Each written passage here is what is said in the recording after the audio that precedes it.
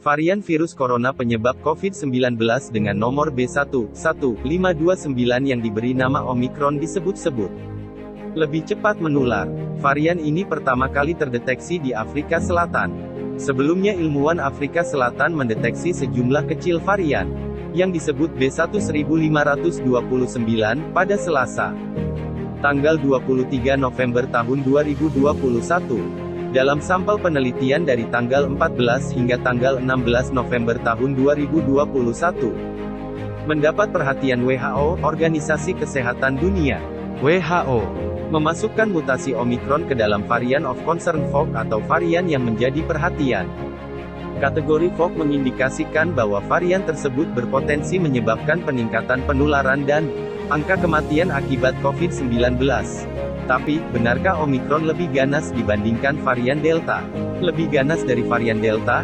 Diketahui, varian Delta saat ini merupakan mutasi COVID-19 yang paling dominan di dunia. Varian Delta bahkan menyebabkan lonjakan kasus besar di banyak negara, tak terkecuali Indonesia.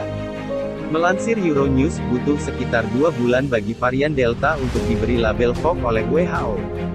Sementara itu, Omicron telah menerima klasifikasi itu dalam waktu 72 jam setelah terdeteksi. Kekhawatiran varian baru Omicron adalah tingginya jumlah mutasi yang mencapai 32 pada protein spike. Sebagai perbandingan, varian Delta yang dianggap sangat menular hanya memiliki 8 mutasi.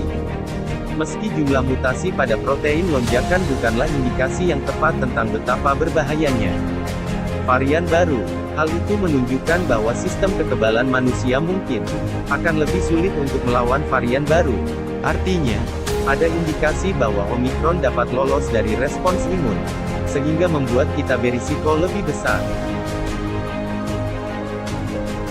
500 lebih menular dari Delta, mengutip The UI, ahli biologi molekuler di Institute of Molecular Biotechnology di Wina. Dr. Ulrich Elling menuturkan, perkiraan pertama menunjukkan varian Omicron mungkin 500% lebih menular dari Delta.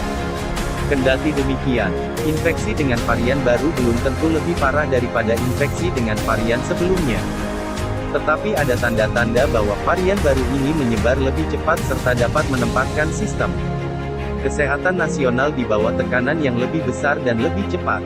Saat ini, para ilmuwan tidak memiliki cukup data untuk mengetahui seberapa berbahaya varian ini.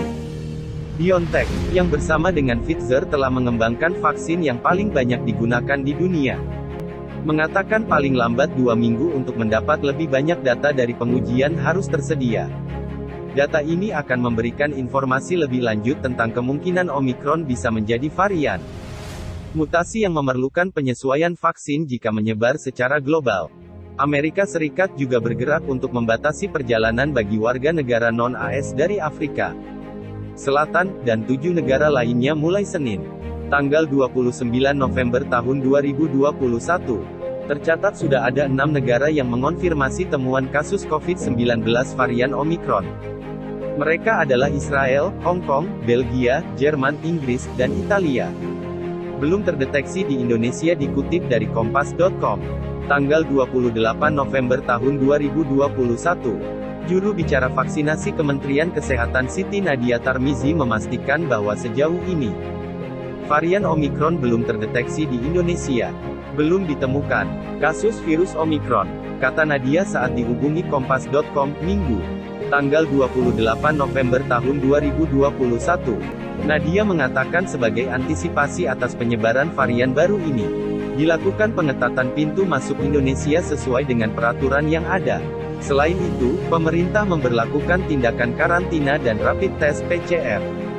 Tes PCR 3 kali negatif dan karantina 3 atau 5 hari tergantung status vaksinasinya. Kata Nadia, Kemenkes terus memantau varian Omicron dengan melakukan pemeriksaan genome sequencing pada sejumlah kasus positif. Selain itu, masyarakat juga diimbau untuk selalu waspada dan segera melakukan vaksinasi COVID-19. Nadia juga mengingatkan agar masyarakat menunda kegiatan pada akhir tahun terutama mudik Natal dan Tahun Baru.